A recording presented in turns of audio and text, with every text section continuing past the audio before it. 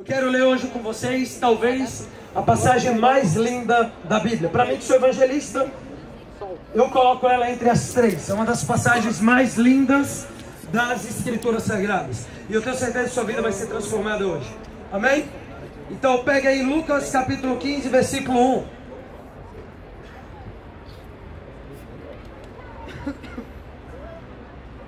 1. Lucas capítulo 15, versículo 1. Se você não está com a Bíblia, você vai ler com a pessoa que está do seu lado, que é abrir do seu lado. Então cola aí com ela, força a barra e já fala: não me leva a mão não, mas eu vou ler contigo. Lucas capítulo 15, versículo 1. Senhor Jesus, eu oro para que todos aqueles que chegaram aqui afastados do Senhor hoje venham voltar para Ti. Eu oro, Pai, pela vida dos meus irmãos. Pai, eu oro pelos meninos. Os meninos que estão aqui por conta da Sua vontade e por conta da Sua resposta às orações de mães que oraram dias e dias por eles. Pai, eu oro no nome de Jesus por todos aqueles que já foram feridos pela igreja religiosa, que foram feridas, meu Pai, pelos lobos que estão no meio do aprisco, que foram feridos, meu Pai, por cristãos, falsos cristãos. Eu oro, Pai, para que o Senhor venha sobre eles. Eu oro pelas feridas que a igreja religiosa causou, pregando religião e não só o evangelho. Eu oro para que essas feridas venham fechar e venham ser saradas hoje, nessa noite. E Pai, eu oro para que o Senhor levante os cristãos que estão aqui, meus irmãos. Pai, levante eles, aqueles que já ouviram a verdade, mas ficam literalmente esquentando banco em igreja, meu Pai, vendo o mundo perecer. Pai, eu não posso fazer nada por isso, mas o Senhor pode. O Senhor é quem convence o homem. Assim como o Senhor me convenceu um dia a pregar o evangelho nas ruas todos os dias, convence os seus filhos também, para que o mundo ouça a sua voz, no nome de Jesus. Amém. Amém? Lucas capítulo 15, versículo 1 diz assim: todos os publicanos, diga publicanos, todos os publicanos e pecadores, diga pecadores, estavam se reunindo para ouvir. Todos os publicanos e pecadores estavam se reunindo para ouvir Jesus falar. Mas os fariseus, diga os fariseus, e os mestres da lei o criticavam, dizendo: este homem recebe pecadores e come com eles. Jesus come com pecadores. Então Jesus lhes contou uma parábola, dizendo: qual de vocês que possuindo 100 ovelhas e perdendo uma, não deixa as 99 no campo e vai atrás da ovelha perdida até encontrá-la? E quando a encontra, coloca-a alegremente nos ombros e vai para casa. Ao chegar, reúne os seus amigos e vizinhos e diz: alegre-se comigo, pois encontrei minha ovelha perdida. Eu digo que da mesma forma haverá mais alegria no céu por um pecador que se arrepende do que por 99 justos que não precisam se arrepender. Até aqui? Cola aqui comigo. Um belo dia Jesus Cristo, há mais de 2 anos atrás, estava andando ali na região de Israel, próximo a Jerusalém. E como de costume, Jesus... Tia Carol, te amo. Jesus, como de costume... Eu amo a tia Carol, gente. Nossa, meu Deus, você veio. Meu Deus. Tia Carol é do início na terra. Vamos lá. Como de costume, Jesus... ele se assentou com uma roda de pecadores e publicanos, e ele começou a falar e a ensinar sobre o reino de Deus. Jesus, ele começou a pregar sobre o reino de Deus e sobre o amor do Pai por todos aqueles publicanos e pecadores. João, quem eram os publicanos? Os publicanos eram, naquela época, os oficiais públicos, os funcionários públicos corruptos. Eles eram aqueles que nos dias de hoje seriam pegos na Lava Jato. Eles representavam muitos de hoje em dia. Ele seria um político corrupto, ele seria um funcionário público corrupto, ele seria um ministro de algum ministério corrupto, ele trabalhava para o governo. E dentre os publicanos tínhamos também os governadores, que eram os políticos daquela época. Então Jesus, ele se assentou com homens que hoje em dia seriam pegos na Lava Jato. Jesus, ele se assentou, e não somente se assentou, mas ele se assentava com os pecadores. E quem eram os pecadores? Eles não eram criminosos, eles eram imorais. Imorais a partir de que ótica? A partir da lei de Deus. E a sua grande maioria eram beberrões, eram, e beberrões não é o cara que bebe álcool. Se fosse Jesus, pecou, porque Jesus ele tomava vinho. Não, eram beberrões. Eram homens que não tinham controle sobre o corpo a partir do vício no álcool. Quem eram esses pecadores? Eram prostitutos e prostitutas, homens que compravam e vendiam os seus corpos visando o prazer sexual. Então Jesus ele se assentou nesse momento como ele fazia de costume. Eu não sei se você sabe, irmão, mas ouça isso, brother. Jesus ele tinha prazer em se assentar com esses caras, e eles eram excluídos naquela época. Jesus, gente, ele se assentava com mancos, com coxos, com paralíticos. Ah, João, mas eu faço isso também? Sim, para nós do Ocidente hoje é normal, mas naquela época não. Inclusive até hoje em várias culturas do mundo oriental, no mundo inclusive indígena, os extremistas, inclusive lá no mundo oriental, se eu tenho um filho, ele nasce coxo, se ele nasce com algum problema, ele deve ser sacrificado. Eu vi uma história esses dias, aconteceu lá na Arábia. Um casal teve um filho. Ouvi esses dias e ouvi hoje de novo para ter certeza que eu ia contar essa história aqui.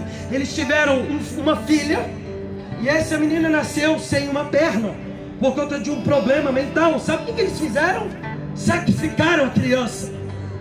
Então naquela época, em todas as 7 culturas que tínhamos no mundo, era normal o sacrifício de coxos, de paralíticos, de homens e mulheres com problema mental, com problemas mentais. Jesus ele ia na contramão de todas as culturas, velho. Jesus ele se assentava com esses caras. Galera, se naquela época existisse bares, boates, se existisse lugares como esses, você pode ter certeza que Jesus iria para esses lugares, se assentar, falar sobre o seu reino e falar sobre o seu amor.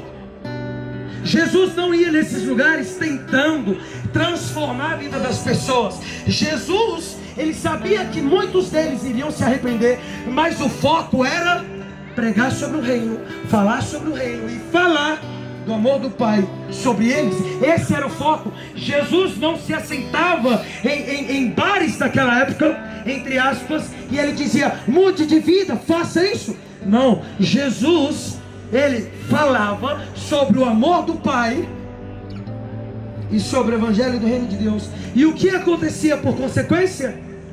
Muitos deles largavam uma vida pecaminosa e eram transformados. Então Jesus, quando ele abria a boca para falar em uma praça como essa, lá naquela época, os pecadores, os publicanos sentavam para ouvir. Ouça isso, galera, principalmente você que cola em igreja. Se a nossa pregação, se aquilo que nós estamos falando, se aquilo que nós estamos gritando ao mundo, se a nossa pregação não agrada aos ouvidos dos pecadores e publicanos, os fazendo literalmente se assentar para ouvir aquilo que nós estamos falando, provavelmente aquilo que nós estamos pregando é contrário àquilo que Jesus pregou, porque aquilo que Jesus pregava fazia pecadores e publicanos se assentarem para ouvir. As palavras de Jesus não eram duras para os pecadores e publicanos. Não, eles gostavam de ouvir, galera. Jesus chegava numa praça, pregava, e eles tinham gosto de ouvir. Era agradável aos seus ouvidos. João, as palavras de Jesus eram duras a um grupo específico de gente? Sim, aos fariseus e mestres da lei. E quem são eles? Aqueles que colocavam um fardo muito pesado sobre aqueles que queriam caminhar com Deus. Eles diziam: não faça isso. Eles diziam: não toque nisso. Colossenses capítulo 2, eles diziam: não faça isso, isso, isso. Lave as mãos antes de comer. Aí Jesus vem e diz: melhor do que lavar a mão é lavar o coração, porque o pecado não vem das mãos, o pecado vem daqui, ó.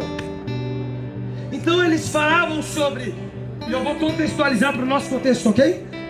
Os religiosos eram aqueles que apontavam o dedo para o usuário de drogas e diziam: mude de vida. E se esquecia que o coração dele era pecaminoso, ao ponto de ter ganância sobre tudo, ao ponto de ser avarento, ao ponto de ser invejoso, ao ponto de não amar, porque isso é o que fala daquilo que está dentro. Então Jesus estava falando, os pecadores e publicanos, como de costume, sentaram para ouvir Jesus falar. Quando eu leio isso, gente, Isso me dá um ânimo para entrar em bloqueios de carnaval. Isso me dá um ânimo de sábado até terça-feira no Carnaval de Brasília estar nas ruas falando dele. Isso me dá base, isso me empolga, isso me dá um ok de Deus.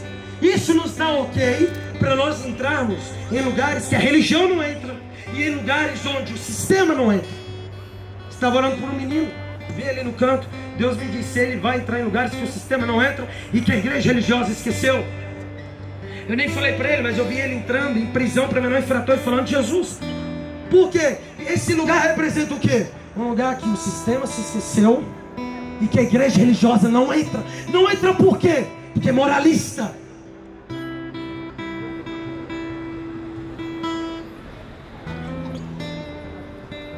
Jesus veio para os improváveis, mano. É por isso que quando eu entro numa igreja tem 3 anos que eu viajo, 4 anos que eu viajo pregando o evangelho em igrejas, eu olho para alguns cristãos e eu digo: vem, vamos sair daqui, mano. Vamos sair, tem ovelhas perdidas aí fora. Eles precisam ouvir sobre Jesus, velho. Não tem a ver sobre tornar todo mundo evangélico. Não, mano. Porque Deus não é evangélico, Deus não é católico, Deus não é espírita, Deus é Pai. Início do céu na terra, 4 anos atrás eu falo isso. Nossa, tinha tempo que eu não falo isso. Tem a ver sobre o quê? Falar do amor de Jesus, do amor que cura, que transforma, que salva, que liberta, mano. Eu não estou interessado se ele vai virar evangélico ou não. Não estou, porque eu não sou. Eu sou cristão, eu sirvo Jesus. Eu sigo a Jesus Cristo. Foi Ele quem morreu por mim e a Ele que eu sigo. Sabe por que eu não sigo Buda? Sabe por que eu não sigo Maomé? Sabe por que eu não sigo Kardec? 2 pontos. Primeiro, nenhum desses que eu citei morreu por mim. Nenhum. Jesus morreu por mim. E segundo, não sirvo quem está morto, porque morreu. Sirvo quem está vivo. João, por que Jesus está vivo? Os escritos judaicos diziam: ao 3º dia vai ressuscitar. Os escritos romanos dizem: ao 3º dia o corpo dele sumiu.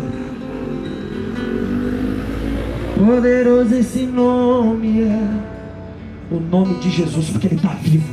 Por isso, quando nós botamos a mão em enfermo e nós dizemos: seja curado no nome de Jesus, eles são curados. Sabe por quê? Jesus não está preso. Ele não está preso numa cruz, não está preso em um caixão. Jesus não está preso em uma tumba. Ele ressuscitou. Se ele morreu por mim, está vivo, e ele disse: Deus, eu digo, nada mais justo de que eu entrego a minha vida ao Senhor. Quer um pai justo? Comece entregando sua vida para Ele. Nada mais justo do que você entregar o seu coração por aquele que entregou toda a sua vida por você. Não clame justiça se você ainda não entregou sua vida para Jesus. Enquanto Jesus estava falando, os fariseus, mestres da lei, e que eram os fariseus? Eram aqueles que colocavam o fardo pesado sobre aqueles que queriam caminhar com Deus. Eles começavam a criticar, e eles começavam a criticar a fala de Jesus. Começava o bafafá. Ouça isso, mano.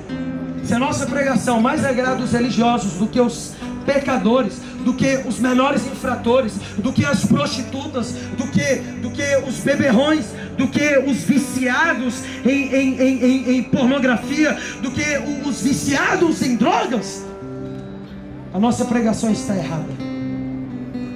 E sabe qual é engraçado? Por muito tempo a igreja julgou as pregações serem boas ou não, tomando como parâmetro o ouvinte, o simples pecador, ter ficado confrontado ou não. O seu sermão foi bom. Por que foi bom? Você confrontou bem eles. Eles saíram literalmente com boca seca. Eles saíram maus. Não, mano. Eles amavam ouvir. Aí eles começam a questionar Jesus. Eu estou chegando no fim, presta atenção nisso. Eles começam a questionar: por que você senta com pecadores? Por que você mantém relacionamento com eles? E ouça isso, gente. Lá naquela época, para um judeu, eu fui a Israel no ano passado, e eu pude comprovar isso com os meus olhos. Quando um judeu chama você para comer na casa dele, na mesa dele, significa que ele está te chamando para um lugar de intimidade, de conhecimento. Se ele te chama para você entrar na casa dele, ele diz: coma da minha comida, coma no meu prato e beba um vinho, ou beba, lá tem muito vinho, ou beba um suco do meu copo. Significa que ele está dizendo assim: ei, eu quero que você me conheça. Então o que Jesus estava fazendo com os pecadores? Ele pregava, mas não somente pregava. Jesus não te amou somente para subir em uma praça e gritar: eu amo vocês. Ele amava tanto que ele dizia: eu estou com sono, pela minha carne eu quero dormir, mas eu amo tanto vocês, que é o seguinte: entre na minha casa e coma e beba comigo. Jesus fazia isso com os caras que ouviam a sua mensagem. O que Jesus estava então querendo dizer com essa simples atitude de Lucas 15, 1 e 2? Pecadores, publicanos, eu quero que vocês me conheçam. Eu quero que vocês comam da minha comida. Vocês não são sujos como vocês imaginam.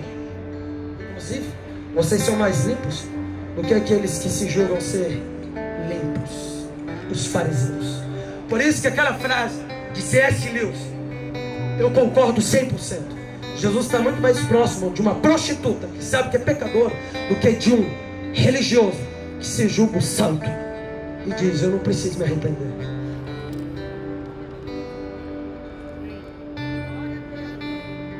Tem muita gente que não saiu na terra há 3 anos e ainda a vida não foi transformada por inteiro. Uma galera que ainda está no processo de conversão. E tempos atrás eu ouvi alguns dizerem assim: olha, não toma vergonha, não se arrepende do que faz, não muda de vida. Olha, ele sempre vem na reunião, mas não muda. Aí hoje aqui em cima eu olhei para algumas dessas pessoas que já foram julgadas por pessoas que eu conheço, e eu comentei com o PH: velho, hoje eu lembrei de algo, lendo Lucas 15. Jesus está próximo dos pecadores que sabem que são pecadores. Eu falei para o PH, tá vendo aqueles ali? E nem sabe que eu apontei para eles. Apontei para tu. Aí ele falou assim: ele no céu na terra tem 3 anos. Sim, ainda não foi transformado por inteiro. Sim, mas 3 anos na igreja não mudou direito ainda. Eu posso falar uma coisa? Eu admiro algo neles. Eles não desistem de Deus. Eles não desistem de Jesus.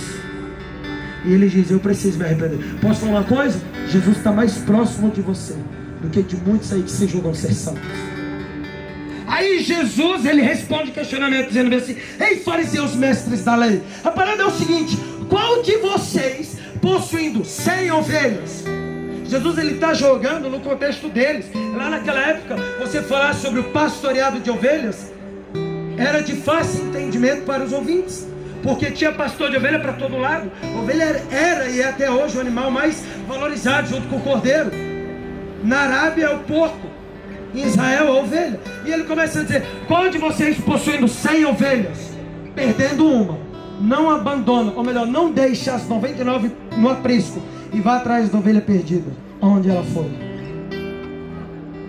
e colocando-a, achando-a, colocando-a nos ombros, volta para casa, chama os seus amigos e vizinhos e organiza uma festa dizendo que a sua ovelha voltou. Presta atenção aqui, eu estou chegando no fim, presta atenção nisso.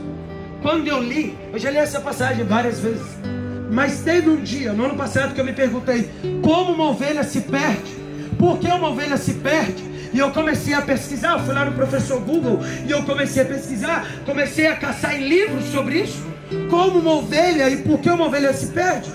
E eu sei isso: uma ovelha se perde do seu rebanho, da sua companhia e do seu pastor.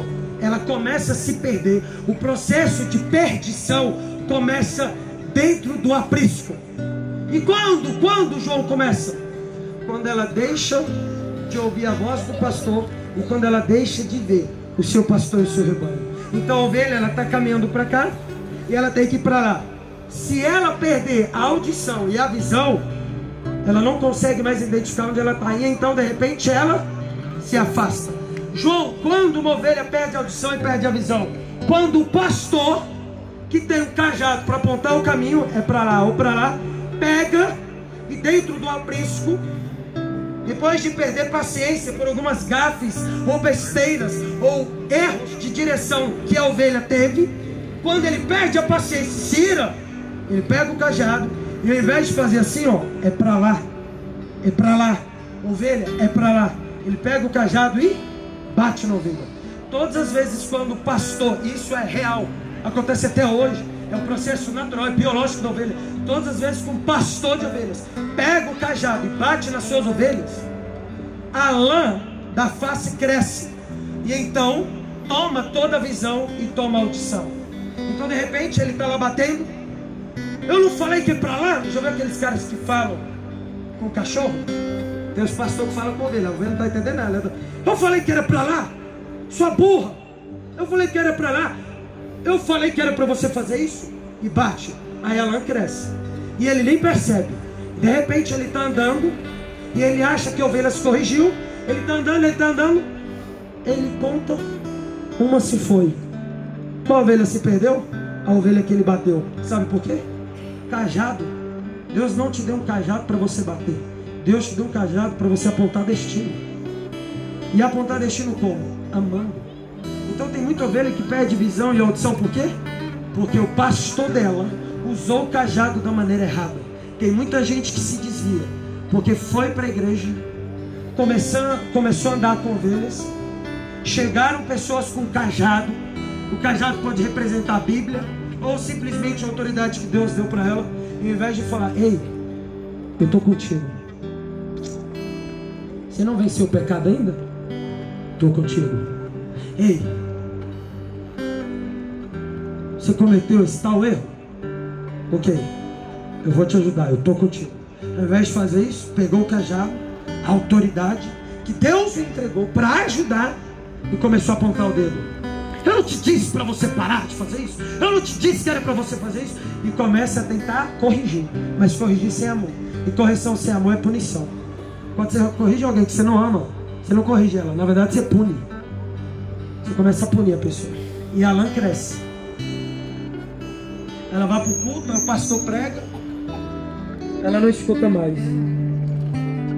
Ela para de ver, ela para de ouvir. De repente ela, sem perceber, ela se desvia. Eu não sei se já aconteceu com você. Tem gente aqui que já desviou. Eu já desviei. E eu não sei se isso aconteceu contigo, mas eu desviei quando menos eu esperava. Foi de repente.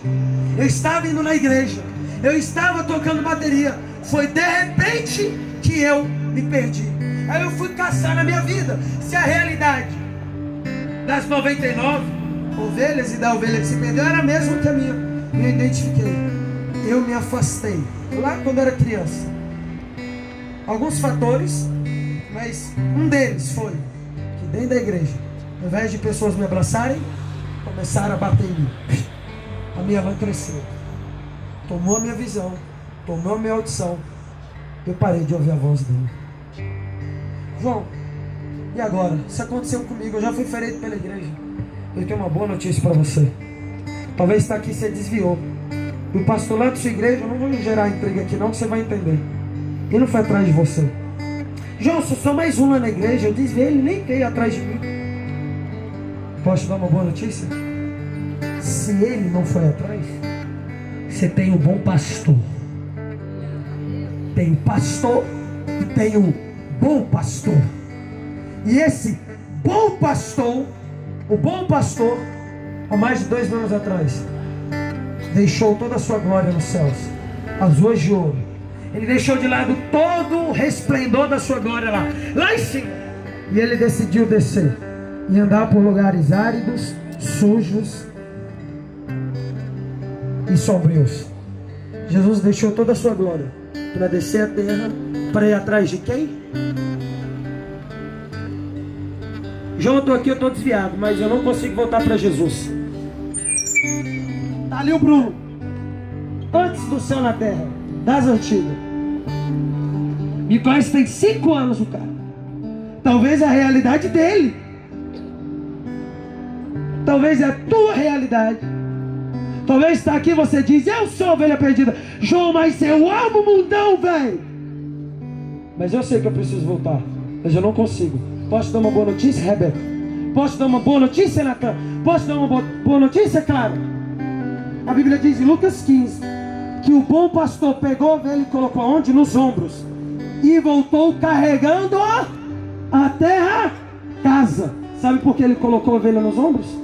Porque a ovelha não tinha força suficiente para voltar com as suas próprias pernas para casa. Talvez você está aqui, você já caiu em si. Você diz: cara, eu amo o mundo, só que eu reconheço, eu preciso de Deus. E você diz: mas eu não tenho forças. Eu vim trazer uma boa notícia para você. Se você não tem força, não tem problema. Jesus te trouxe aqui e Ele quer olhar nos seus olhos e dizer: não tem força não? Eu caminho por você, eu te coloco nos meus ombros.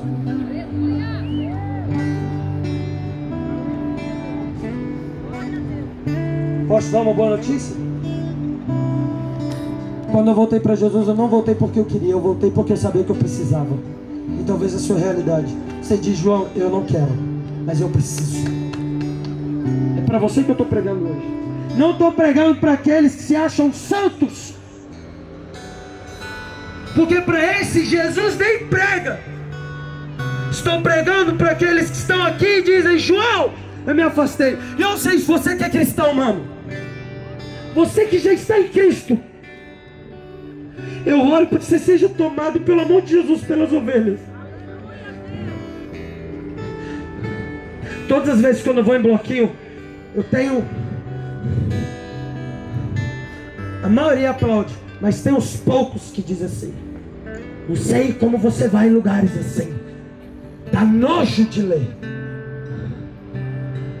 porque não tem nada de cristianismo nisso. Sabe por que eu vou nesses lugares? A gente vai continuar indo.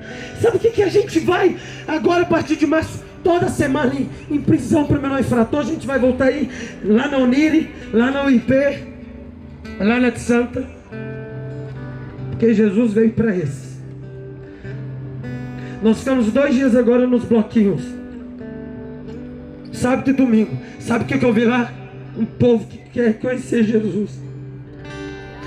Eles estão com fome. E eu tenho orado para Deus: Deus, tira os cristãos de casa, traga eles para pregar, porque o campo está pronto, velho. Conheci 2 menores, velho. 2 menores infrator. Um pagou, o outro está foragido. Lá no bloqueio João, Deus falou para o João. Um brigou com a mãe, Deus falou comigo. Um brigou com o pai. A gente abordou, trocou ideia, soltou a palavra de conhecimento. Sabe o que os 2 responderam? Lá com Sobradinho 2. Sabe o que eles falaram? Aí eu soltei, um falou bem assim: briguei com a minha mãe ontem e ela me expulsou de casa. E começou a chorar, falando: minha rainha me expulsou de casa. E chorando. Aí eu olhei pro outro e falei: se essa é pra ele, a minha é pro outro. Aí eu soltei bem assim: e tu, mano? Você brigou com seu pai nesses últimos dias e tá mal? Ele falou: briguei com meu pai ontem. Eu falei: por quê? Não é pra rir, é um pouco engraçado, mas não vai rir não. Briguei com meu pai porque ele brigou com a mãe e foi pra minha casa. E meu pai já tinha falado que quando isso acontecesse ele ia brigar comigo. O cara, e ele começou a contar: meu pai, ele é muito bravo, brigou comigo, me deu um murro na cara, e eu não quero voltar pra casa. Ou seja, um brigou com a mãe e saiu de casa. O outro brigou também, saiu, mas queria sair de casa. Aí um olhou assim pro outro e falou: como é que vocês sabem disso? E eu já tinha se falado de Jesus, eu soltei: não somos nós, é Jesus.